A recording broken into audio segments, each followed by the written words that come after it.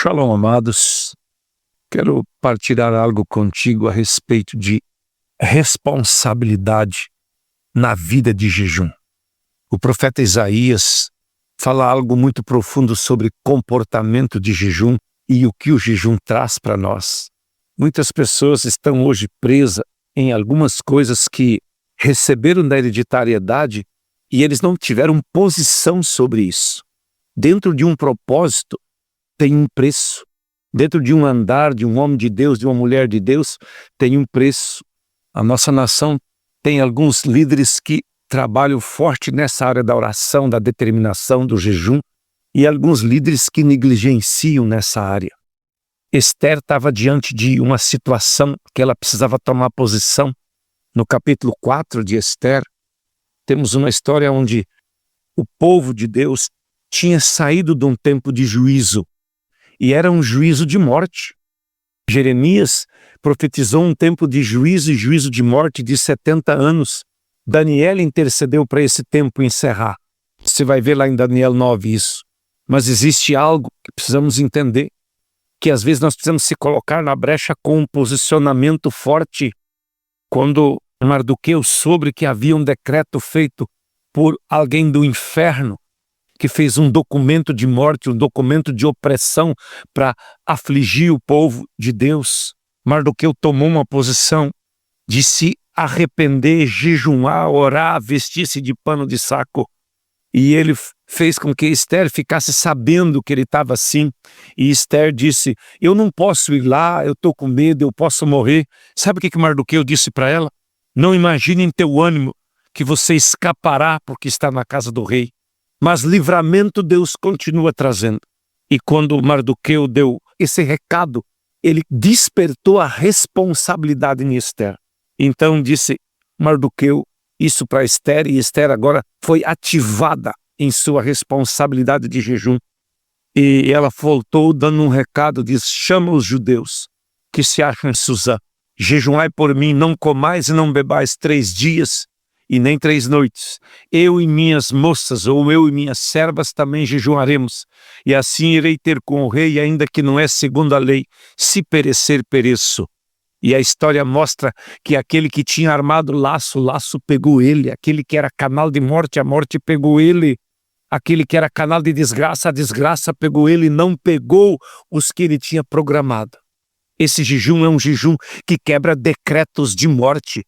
Decretos malignos ou hereditários, ou liberado por pessoas que servem às trevas, ou pessoas que andaram nas trevas.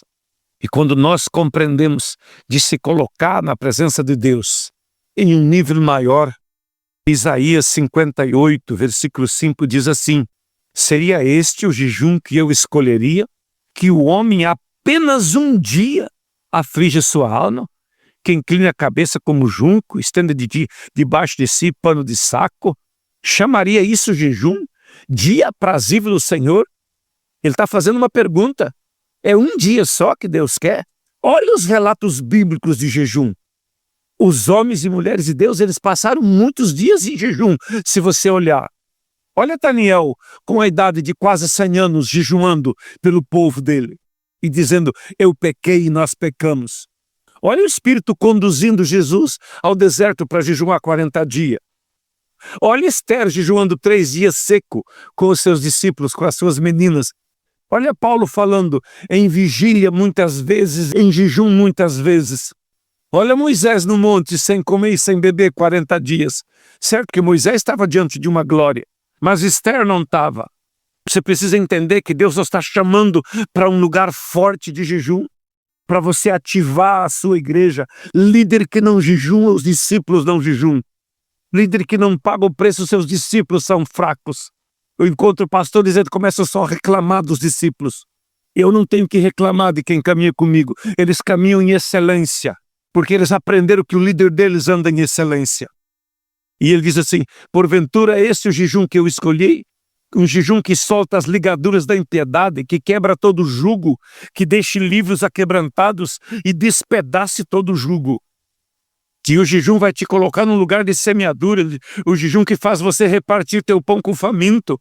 É um jejum que liberta. Lá no versículo 8 ele diz assim: Então romperá a tua luz como a alva, e a tua cura apressadamente brotará. A tua justiça irá diante da tua face, e a glória do Senhor será a tua retaguarda. Nós temos sendo chamado esse tempo por Deus para passar tempo de jejum. Esse final de semana que eu estou gravando esse áudio, nós estávamos aqui em 12 pastores em um jejum. Passamos 3 dias numa chácara sem comer e sem beber. Fomos visitados por uma graça especial. E algumas irmãs estavam nesse jejum também, pastoras. Nós precisamos entender que Deus está nos convidando para um outro lugar. É tempo de você fazer a diferença. O livro de Malaquias, capítulo 3, ele diz assim: vereis a diferença entre o que serve e o que não serve. Vereis a diferença entre o justo e o ímpio. As adversidades que estão vindo, elas serão grandes. E é motivo de você glorificar o nome de Jesus diante de toda a adversidade. A adversidade não vem para te destruir. Ela só destrói quem não toma posicionamento. Homens e mulheres posicionados não têm medo da adversidade. São socorridos no dia da angústia. E a morte é quebrada, julgos são quebrados. E o nome de Jesus é exaltado. Deus te abençoe nesse tempo para atitudes fortes